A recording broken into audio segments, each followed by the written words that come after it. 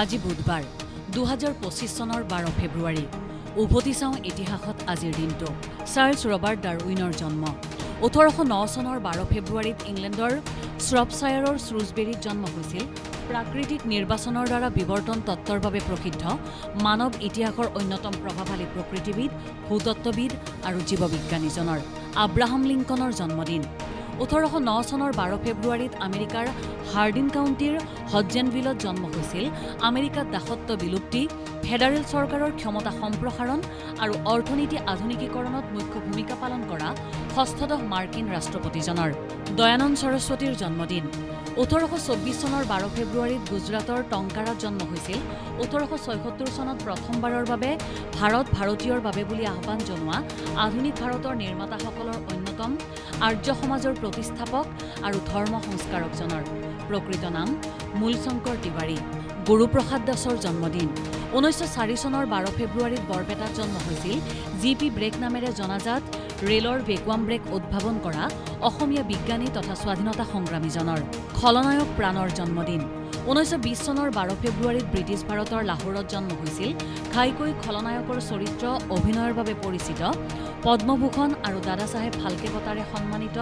যশস্বী অভিনেতাজনৰ প্ৰকৃত নাম প্ৰাণকৃষ্ণ চিকন ইমানুৱেল কান্তৰ মৃত্যু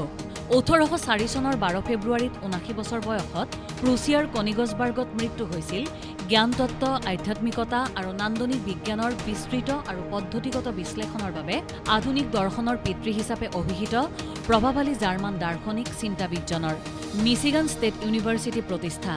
১৮৫৫ চনৰ ১২ ফেব্ৰুৱাৰীত মিচিগান ষ্টেট ইউনিভাৰ্চিটি প্ৰতিষ্ঠা কৰা হয় আজিৰ দিনটোতে মিচিগানৰ গভৰ্ণৰ কিনছলি এছ বিংহামে আমেৰিকাৰ প্ৰথম কৃষি মহাবিদ্যালয় হিচাপে পৰিগণিত মিচিগান কৃষি মহাবিদ্যালয় স্থাপনৰ বিধেয়কত স্বাক্ষৰ কৰে ভাস্কো দা গামাৰ দ্বিতীয় ভাৰত যাত্ৰা ১৫০২ চনৰ ১২ ফেব্ৰুৱাৰীত ভাস্কো দা গামাই ২০খন যুদ্ধজাহাজ লৈ পৰ্তুগীজৰ আধিপত্য বিস্তাৰৰ উদ্দেশ্যে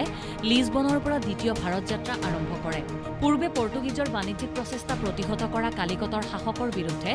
অধিক আক্ৰমণাত্মক হৈ উঠিছিল ভাস্কো দা গামাৰ এই অভিযান কপিল দেৱৰ ৫,০০০ ৰান আৰু ৪০০ উইকেট ১৯৯৩ চনৰ ১২ ফেব্ৰুৱাৰীত কপিল দেৱ টেষ্ট উইকেটত ৫,০০০ ৰান সংগ্ৰহ আৰু ৪০০ উইকেট দখল কৰা প্ৰথমজন ক্ৰিকেটাৰ হিচাপে পৰিগণিত হয় চেন্নাইত ইংলেণ্ডৰ বিৰুদ্ধে টেষ্ট মেচত তেওঁ এই কৃতিত্ব অৰ্জন কৰে গান্ধীৰ অসহযোগ আন্দোলন প্ৰত্যাহাৰ চৌৰি চৌৰাৰ হিংসাত্মক ঘটনাৰ পিছত ১৯২২ চনৰ ১২ ফেব্ৰুৱাৰীত মহাত্মা গান্ধীয়ে অসহযোগ আন্দোলন প্ৰত্যাহাৰ কৰে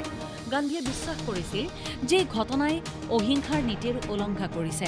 আৰু অনুশাসিত প্ৰতিৰোধৰ বাবে জনসাধাৰণক অধিক প্ৰস্তুতিৰ প্ৰয়োজন